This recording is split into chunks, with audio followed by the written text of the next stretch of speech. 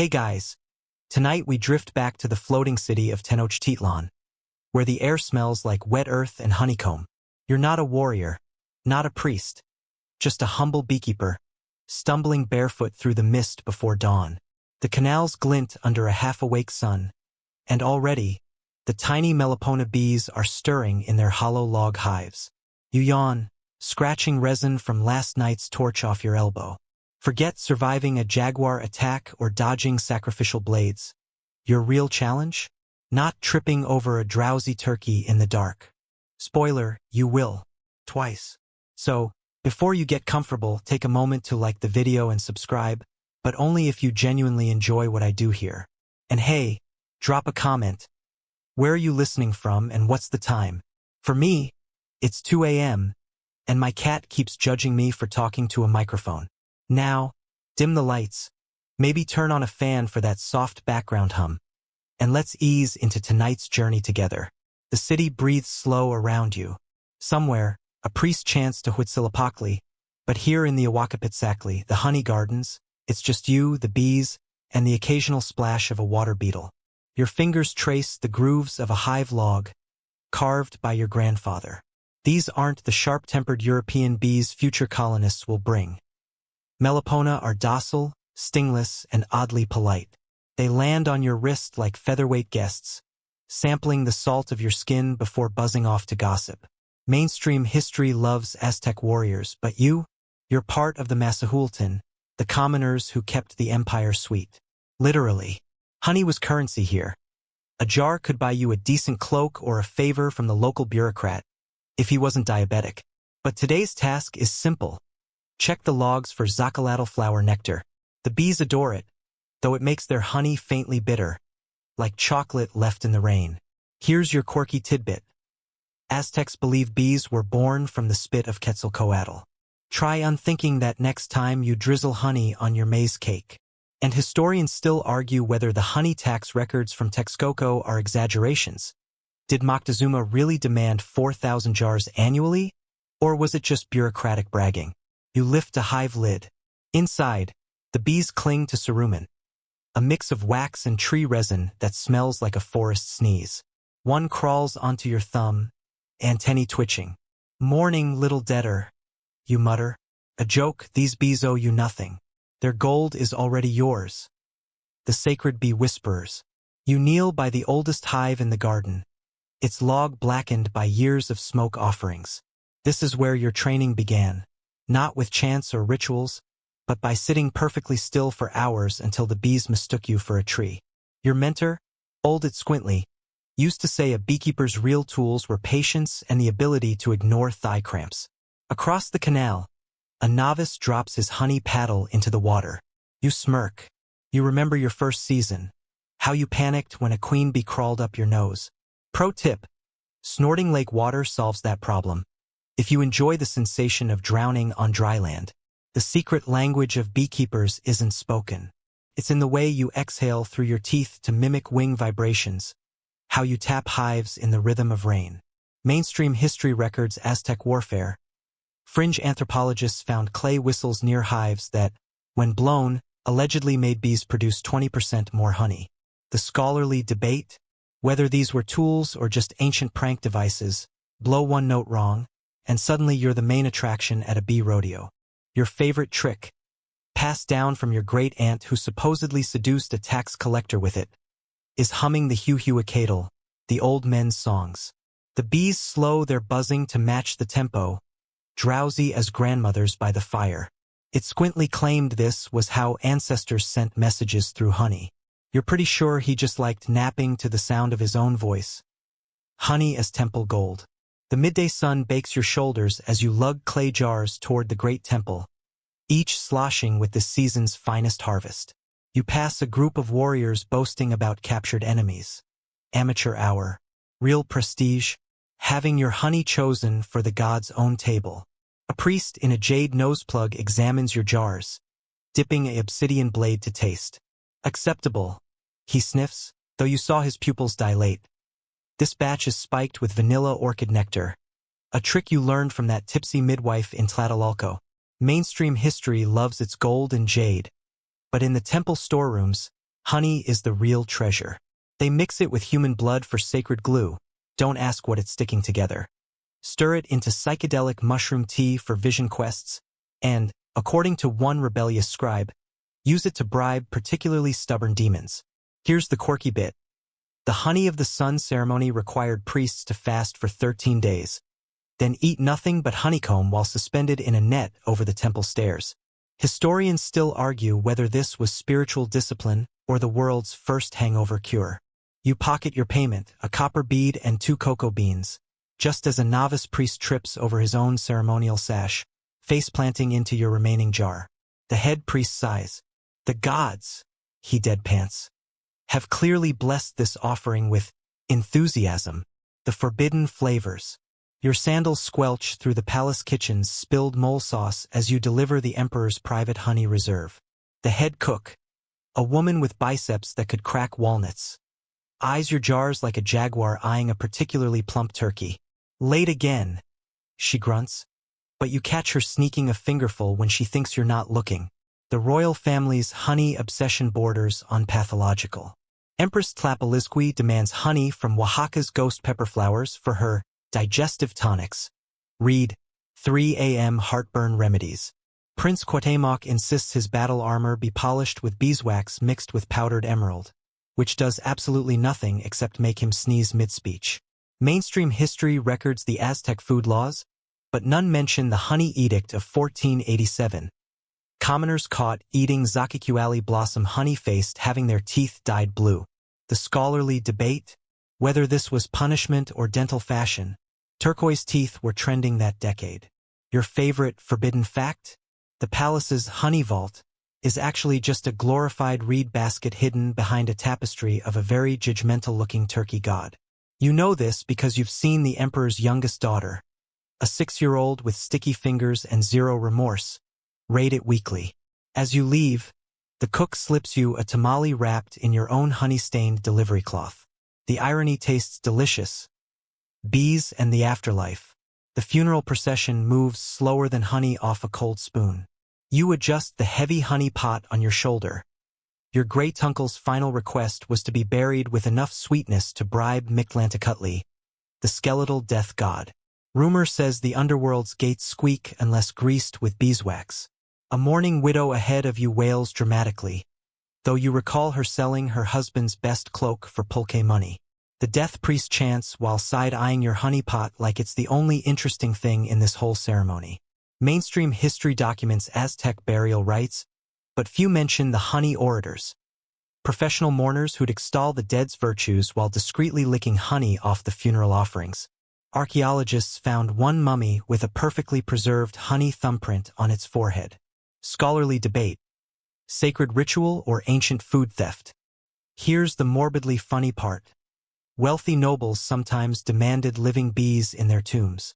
You've attended 3 burials where the buzzing from underground lasted weeks, leading to rumors of chatty corpses. As you pour honey into the grave, a single bee lands on the rim. Your cousin gasps.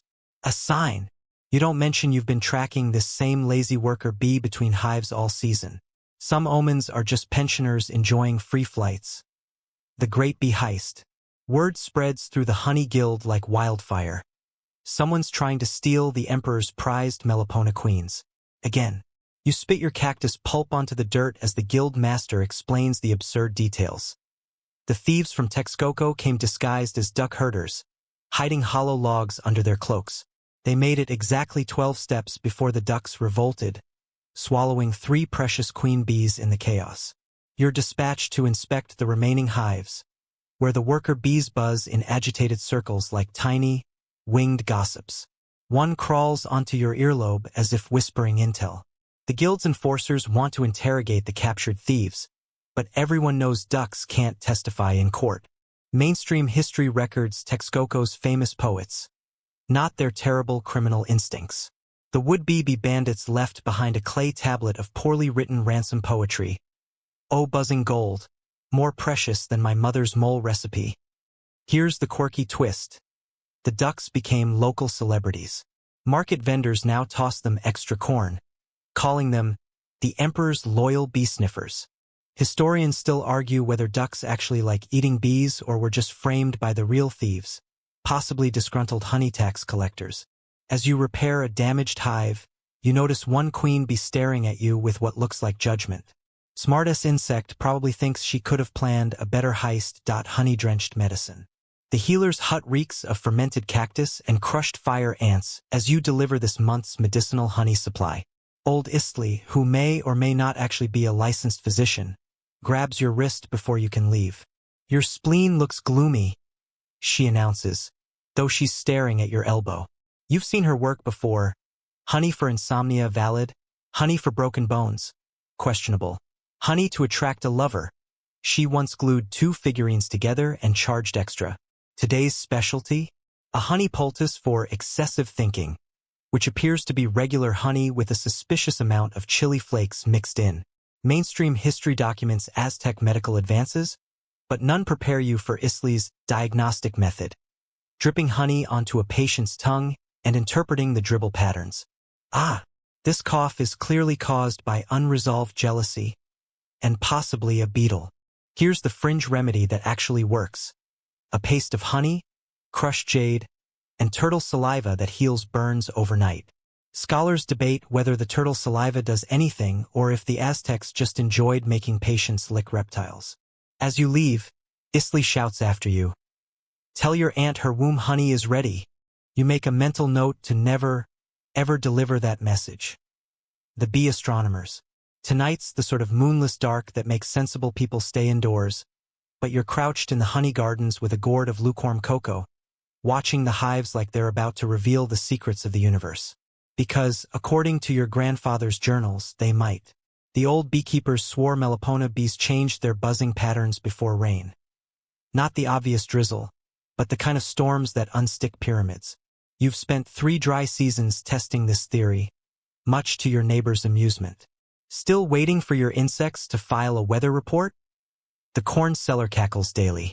Mainstream history credits Aztec priests with celestial predictions, but the real experts were these tiny, pollen-dusted meteorologists. On humid nights, they cluster at hive entrances in formations resembling star maps. Your personal theory?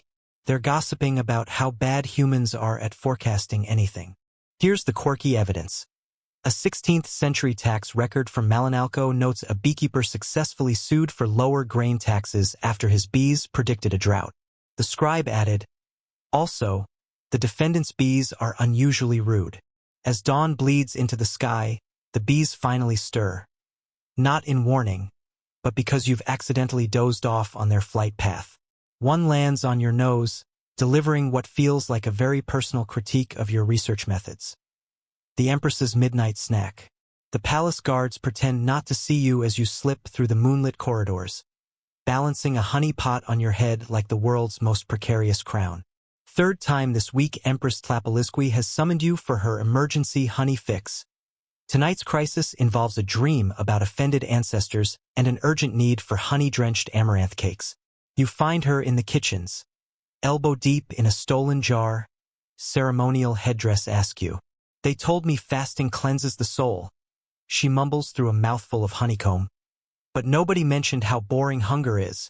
Her handmaid rolls her eyes so hard you worry they'll stick. Mainstream history paints rulers as dignified, not this honey-smeared reality.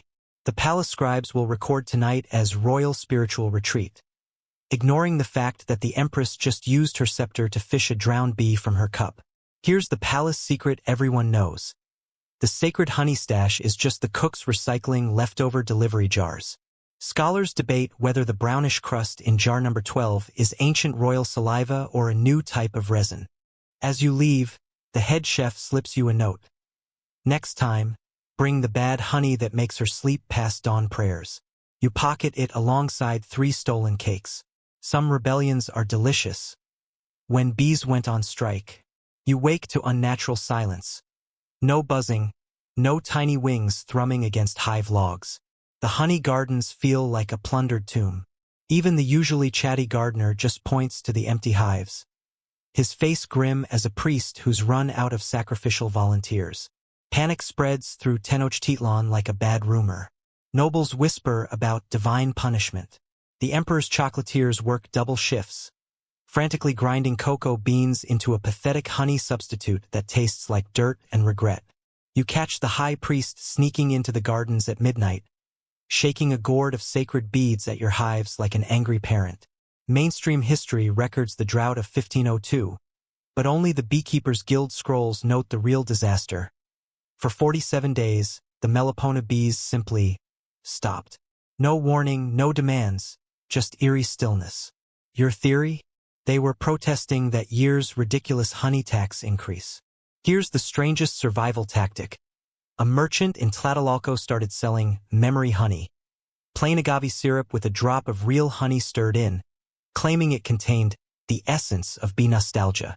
People bought it by the jarful. Historians still argue whether this was fraud or early marketing genius. When the bees finally return, they bring back an unfamiliar pollen that turns their honey slightly blue. Nobody mentions it.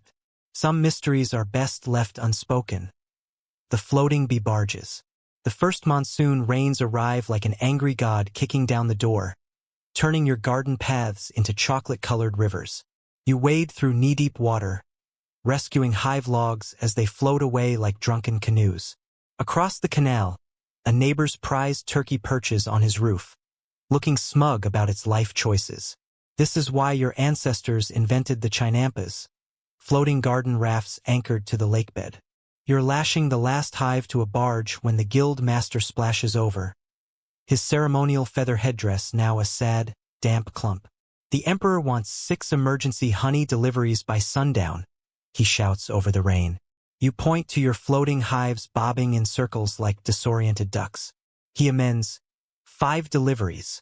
Mainstream history praises Aztec engineering, but nobody mentions the year of the rebellious barges, 1489, when half the floating hives broke loose and drifted into the crocodile-infested marshes.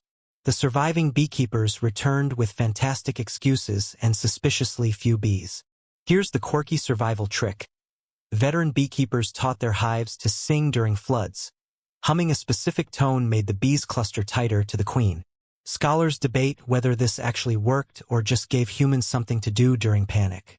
As you paddle your barge toward drier land, a lone bee emerges from its log, shakes rainwater off its wings, and gives you what can only be described as an unimpressed look. Fair enough. The spy who loved honey. You're elbow deep in a hive inspection when a shadow falls across the logs. Not the usual priest or tax collector, but a nervous-looking merchant from Tlaxcala. He keeps adjusting his embroidered cape like it's full of fleas. I hear your special Oaxacan honey helps with, memory retention, he whispers, glancing over his shoulder. You freeze. That's code even the emperor's dumbest spy would recognize. Last month, a palace official accidentally left behind a clay tablet listing honey-based poison antidotes. Now every 2-bit informant thinks beekeepers run an apothecary for traders. Mainstream history glorifies Aztec spies. What they don't show is the sheer incompetence. This one just offered you 3 whole cocoa beans for anything that makes people forget their names. You consider selling him last year's fermented honey, which does cause temporary memory loss, along with regrettable dance moves. Here's the historical irony. The real secret was in the hives all along. Melipona honey from certain flowers does neutralize common poisons, a fact your guild discovered when a beekeeper's toddler survived eating a toxic berry by licking a hive clean. Scholars still debate whether this was medicine or Darwinism in action. As you send the spy away with a jar of harmless wildflower honey, you notice the empress's food taster lurking by the canal. She winks. Some honey traps are sweeter than others. The Drunk Bee Festival. The air in the honey gardens hums with something sharper than bee wings. It's the first day of Akpanitli, when the priests bless the hives with pulque-soaked flowers. You watch as a young acolyte stumbles through the ritual, accidentally spraying fermented agave juice into his own face. The bees, predictably, lose all dignity. Worker bees wobble midair like tiny featherweight drunks. Drones attempt romantic overtures with tree bark. One particularly ambitious queen bee keeps trying to burrow into the high priest's elaborate headdress, convinced it's the world's fluffiest hive.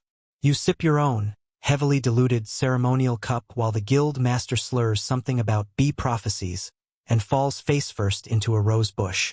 Mainstream history records Okpanitli as a harvest festival. What the codices politely omit is the annual Great Bee Hangover. Tomorrow, half the hives will produce honey that smells suspiciously like a tavern floor, and the other half will give you judgmental looks for a week. Here's the scholarly controversy. A recovered merchant scroll claims some beekeepers deliberately got their bees drunk to produce festive honey that sold for triple price. The guild's official stance? Those bees were clearly suffering from spiritual elevation. As you help a disoriented priest separate two bees stuck in a mutual grooming session gone wrong, a thought occurs. This might be the most honest ritual in the empire. The Last Beekeeper's Diary. The Spanish cow eats another sacred honey flower with the same indifference it shows toward your entire civilization. You clutch your grandfather's diary tighter, its bark pages filled with generations of hive notes. Now as endangered as the stingless bees themselves. Cortez's men called your hives messy little boxes before converting them into kindling. The surviving Melipona colonies cling to hollows in the surrounding forest, their honey tinged with the smoke of burning codices. You pretend not to notice how the new priest blesses your remaining hives with salt water. A not-so-subtle attempt to kill what he can't understand. Mainstream history records the conquest's battles, but your diary tells quieter tragedies. Page 23 notes the day the emperor's favorite hive produced blue honey from stress. Page 41 describes teaching a daughter who'll never inherit your gardens. Today's entry? A single sentence. The bees remember the songs. Here's the painful irony. The Spanish imported European honeybees that promptly died in the tropical heat. Historians still argue whether this was divine justice or really bad beekeeping. As you rescue a queen bee from the cow's drool, she stings you for the first time in recorded history. A final, furious gift. You press the swelling mark like a seal. Let it bruise.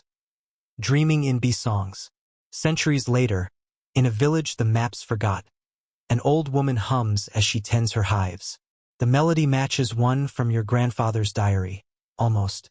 Time has softened the edges, like honey left in the sun. Her granddaughter watches, half asleep in the afternoon heat, as the Melipona bees dance to the familiar rhythm. You, or what's left of you in the amber of memory, would smile at the adaptations. The hives are now clay pots instead of logs. The honey tax is just grandchildren stealing spoonfuls when Abuelita isn't looking. But when the rains come, these bees still cluster in storm prediction patterns even the weather apps can't explain. Mainstream history calls your people extinct. The bees know better. That tourist at the mercado buying ancient Aztec honey is the same recipe you perfected, just with fancier labels. Scholars debate whether tradition survives through conscious effort or stubbornness. Your ghost votes for stubbornness. Here's the final secret. On quiet nights, when the wind moves through abandoned chinampas, some claim to hear buzzing in perfect harmony with the stars. Could be bees. Could be ghosts. Could just be sleep deprivation. The granddaughter drifts off, her cheek against a warm hive, dreaming of a city that floats on golden light. Somewhere beyond memory, you whisper the last beekeeper's truth. Nothing sweet ever truly disappears to wind down. The night air carries the faintest hint of nectar as we let this story settle like pollen on still water. Those Melipona bees still exist, smaller populations, hidden in the forests of Mexico and Belize, still making their quiet magic. Isn't it comforting? 500 years of storms and revolutions, and something as fragile as a stingless bee endures. Imagine them now, tucked safely in their hives, their wings slowing as the temperature drops. The last worker returning home, her legs dusted with the day's final flowers. The queen resting in the center, surrounded by the living, breathing heat of her family. And you, dear listener, wrapped in your own soft darkness, lighter now than when we began. The past has a way of feeling heavy until we remember. It's just stories now, just echoes, just the faintest buzzing at the edge of dreams.